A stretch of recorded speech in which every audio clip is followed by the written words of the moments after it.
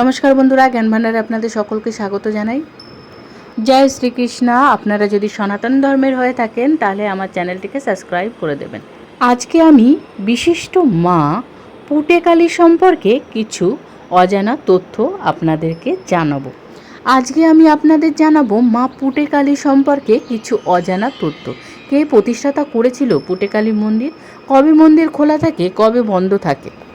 উত্তর কলকাতার বড়বাজার অঞ্চলের পোস্তা এলাকা, আর এই পোস্তাতে গেলেই দেখা মিলবে এক মন্দিরের, শ্রী শ্রী পুটে কালীমাতার মন্দির। শোনা যায় প্রায় 500 বছর আগে গঙ্গা তীরবর্তী পোস্তা অঞ্চলে প্রতিষ্ঠিত হয় এই মন্দির। তন্ত্র সাধক মানিকচন্দ্র বন্দ্যোপাধ্যায়ের হাত ধরেই পুজো পেতে শুরু করেন পুটে কালী। কথিত আছে একদিন দেবীর পুজোর সময় হোমযজ্ঞ করছিলেন তান্ত্রিক। ঠিক সেই সময় নদীর কাছে একটি খাল থেকে একটি পুঁটি মাছ হোমের আগুনে পড়ে, কিন্তু আগুনে পুড়ে যাওয়ার পরেও সেই মাছ যখন ফের জলে দেওয়া হয়, ওই মৃত মাছই প্রাণ পায় দেবীর কৃপায়। সেই থেকেই নাকি এই দেবীর নাম হয় পুটি কালী। পরে সেই পুটি নাম দিয়েই হয়ে যায় পুটে।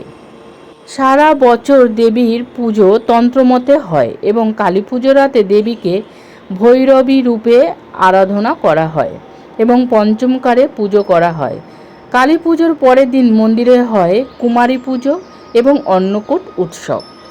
পুটেকালী মন্দির প্রতিদিনই খোলা থাকে, সকালবেলায়, সন্ধ্যাবেলায়। পুটেকালী মন্দিরটি অনেক জাগ্রত, অনেক দিনের পুরনো মন্দির।